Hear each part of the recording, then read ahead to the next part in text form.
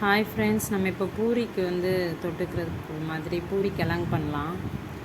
உருளைக்கிழங்கு வச்சு அதுக்கு ஒரு மிக்ஸி ஜாரில் பூண்டு, பெரிய வெங்காயம், இஞ்சி கொஞ்சம் போட்டுக்கலாம். இஞ்சி, தக்காளி, அப்புறம் இந்த பட்டை, கிராம்பு, ஒரு ஏலக்காய், சோம்பு இதெல்லாம் போட்டு அரைச்சிட்டு வந்துக்கலாம் ஃப்ரெண்ட்ஸ். இந்த வெங்காயம் தக்காளி மேக்ஸிமம் எதுக்கு அரைக்கிறோன்னா, சின்ன பிள்ளைங்க எடுத்து போட்டுருவாங்க இல்லையா. இதில் நம்ம அரைச்சிட்டோன்னா அதோட அரைச்சிட்டோன்னா அது குழம்புலே மிக்ஸ் ஆயிரும். அவங்க அப்படியே சாப்பிட்ருவாங்க, தனியாக எடுக்க மாட்டாங்க. ஓகே, அரைச்சிட்டு வந்தாச்சு ஃப்ரெண்ட்ஸ்.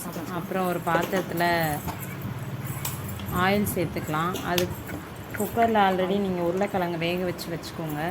அது ஆறிடும். நம்ம இது செஞ்சு முடிக்கும் போது தோல் உரித்து போட்டுடலாம். இப்போ ஆயிலில் பட்டை, இலை எல்லாமே, இந்த பட்டை ஐட்டம் எல்லாமே போட்டுக்கோங்க. சோம்பு இதெல்லாம் போட்டுக்கோங்க. போட்டுட்டு வெங்காயம் தக்காளி கொஞ்சம் வச்சுருந்தோம் இல்லையா, கட் பண்ணி அதையும் போட்டுட்டு நம்ம அரைச்சி கருவேப்பிலெல்லாம் போட்டு இந்த வெங்காயம் தக்காளி போட்டு அரைச்சிட்டு வந்து அந்த விழுதையும் போட்டு இந்த வெங்காயம் தக்காளி நல்லா வதங்கணும் ஃப்ரெண்ட்ஸ். நல்லா வதங்கும் போதேவும் இந்த நம்ம அரைச்சிட்டு வந்ததையும் போட்டுருங்க. ஏன்னா அதுவும் பச்சையாக தானே நம்ம அரைச்சிருக்கோம். அது நல்லா பச்சை வாசனை போகிற அளவுக்கு கொஞ்சம் உப்பு சேர்த்துக்கோங்க. உப்பு சேர்த்து நல்லா வதக்கிக்கோங்க, சீக்கிரம் வதங்கிடும். மசாலா போடணும். ஒரு உருளைக்கிழங்கு வேக வச்சு வச்சுருக்கோம், அதை உரிச்சு வச்சுக்கலாம். சிக்கன் கொஞ்சம் போட மசாலா போட்டுக்கலாம்.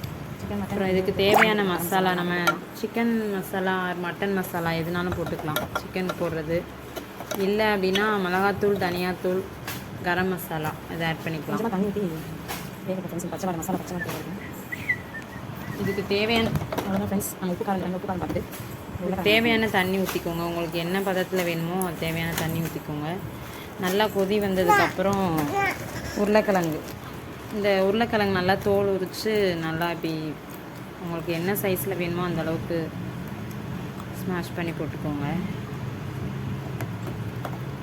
அவ்வளோதான் ஃப்ரெண்ட்ஸ். நல்லா மிக்ஸ் பண்ணி நல்லா இதையும் ஒரு கொதி விட்டுட்டு நல்லா கொஞ்சம் எண்ணெய் பிரிஞ்சு வர அளவுக்கு மூடி வச்சு வேக விட்டுருங்க. அவ்வளோதான், ரெடி ஆயிடுச்சு. நல்லாயிருக்கு ஃப்ரெண்ட்ஸ், ட்ரை பண்ணி பாருங்கள். Thank you friends. அவ்வளோதான் ஃப்ரெண்ட்ஸ், தேங்க்யூ ஃப்ரெண்ட்ஸ்.